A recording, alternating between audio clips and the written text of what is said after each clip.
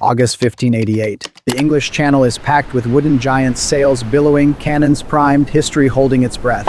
Now imagine this. Out of the morning fog, something else appears. No sails, no oars, no flags, just steel. A warship that doesn't belong to this century or this world. Before a single Spanish cannon can fire, a ship vanishes in a fireball the size of a cathedral.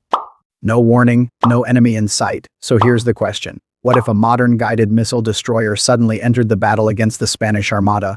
Would history bend? Or would it shatter completely? In 1588, naval warfare is brutally simple. Ships fight face to face. Cannons roar at point-blank range. Victory comes from boarding hooks, cutlasses, and sheer numbers.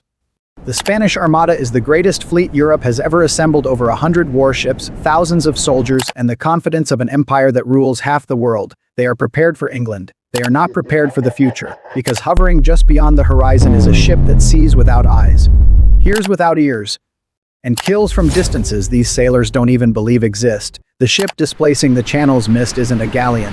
It's a 21st century guided missile destroyer, a floating weapons platform designed to fight jets, submarines, and enemy fleets all at once. Its radar doesn't scan the sea.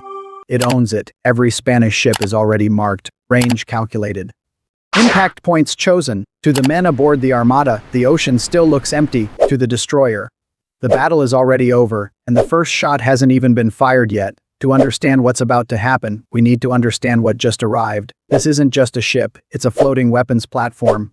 A modern guided missile destroyer displaces nearly 9,000 tons of steel, more mass than dozens of Spanish galleons combined. It's powered not by wind but by gas turbines producing tens of thousands of horsepower, driving it across the water at speeds no sailing fleet could ever imagine. While 16th century ships crawl at the mercy of the breeze, this vessel moves when it wants, where it wants. And speed is only the beginning. The real advantage isn't its weapons, it's awareness. Inside the ship, radar systems sweep the horizon continuously, detecting targets far beyond what the human eye can see. In a world where admirals rely on lookout towers and spyglasses, this destroyer sees everything through fog, smoke, darkness, and distance.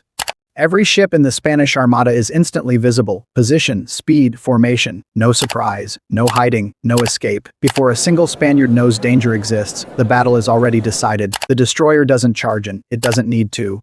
From tens of kilometers away, its main gun rotates smoothly toward the clustered wooden fleet. Fire control computers calculate trajectories in seconds, accounting for wind, distance, and movement with flawless precision.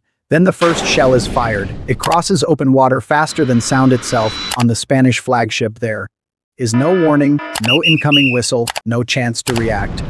One moment, a proud galleon commands the formation. The next, it vanishes in fire, splinters, and smoke. To the Armada, it looks like divine punishment. Confusion spreads instantly. Captains shout orders, drums beat, priests pray, but there is nothing to fight.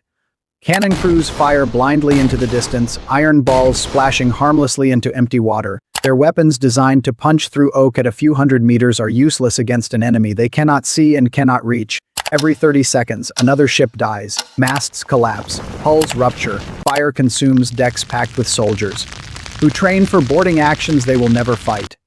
The Armada's carefully planned formation dissolves into chaos, and still the destroyer keeps its distance. Eventually, desperation replaces fear. If they cannot fight at range, they will close the distance.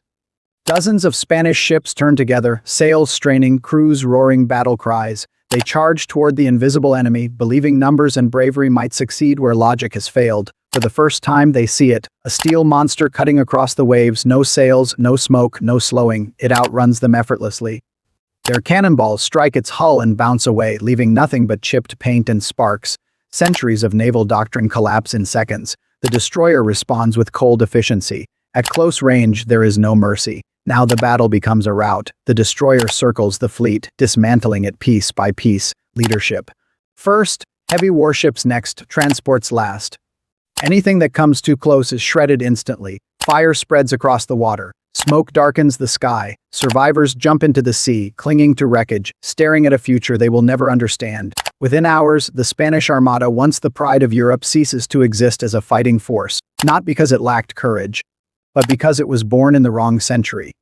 The sea grows quiet again. Burning wrecks drift where an empire once sailed. The destroyer remains nearly untouched, low on ammunition, still full of fuel, its most advanced weapons never even used. History, however, is permanently altered.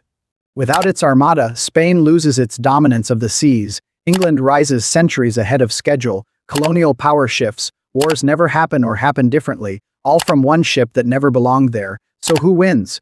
Not just the destroyer. Technology wins, information wins, the future wins. But here's the real question. If one modern warship can erase an empire, what else in history would collapse if the future showed up early? Let us know what you think.